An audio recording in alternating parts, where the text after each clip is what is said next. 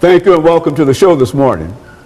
The topic this morning is the population explosion in Africa, and we have to talk about the increased population in Africa, Dr. LMadu. And Dr. LMadu is no stranger to any members of our audience. He's been with us on many, many occasions, and I think that the information that you have to give us today, Dr. LMadu, is some surprising kind of information, because when we talk about the population explosion in Africa, we're also reminded that Africa also has had all kinds of famine, all kinds of destruction, all kinds of things that in a real sense killed a lot of folks, but yet still we are now saying that there is a population explosion. Let's talk about that, Dr. LMadu. Thank you. Well, that's a topic, you know, a lot of people either do not want to talk about or they don't understand. If we have to go back, you know, in 1850, the population of Africa was about 110 million people. In 1950, 100 years later, the population of Africa was about 241 million people. Today, about 60 years later, the population of Africa is about 1.5 billion people. Billion of people on the continent of Africa? Yeah, 1.5 billion. 1.5 billion people on the continent of Africa. Exactly. In 1950, it was 241 million. Today, 1.5 billion people on the continent. And then if the trans-Saharan slave trade or the transatlantic slave trade had not happened, you know exactly, the population might have been more. Think about it. So now you have 1.5 billion people on the continent, you know. In an area of land, 11.7 million square miles. The continent of Africa is 11.7 million square miles. That's about 3 times the size of the United States. You know, it's the second largest continent, you know, after Asia.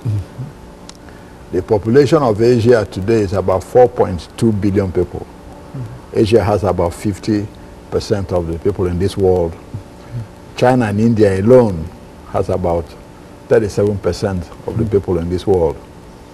With the current population Africa has, you know, Africa has about 15% of the world's population and about 20% of this land area, land area.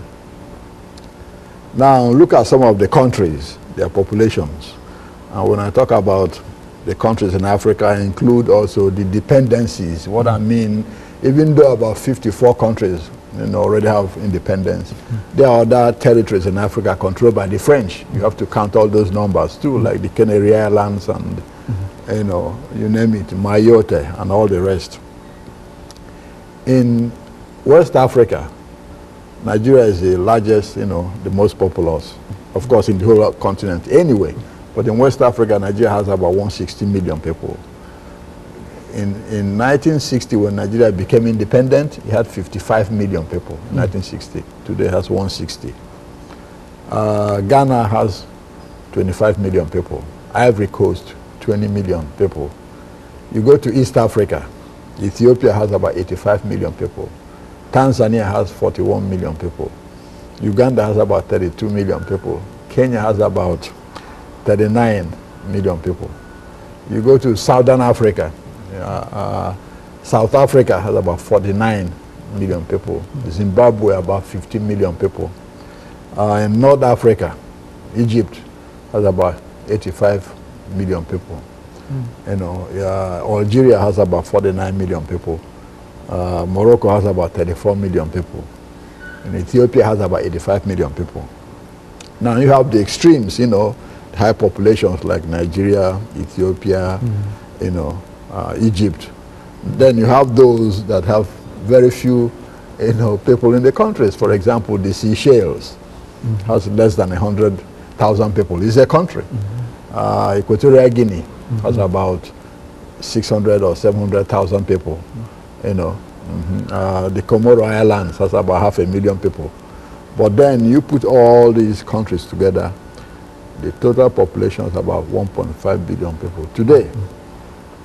Now, the United Nations development program, the current information they have, says that in 2050,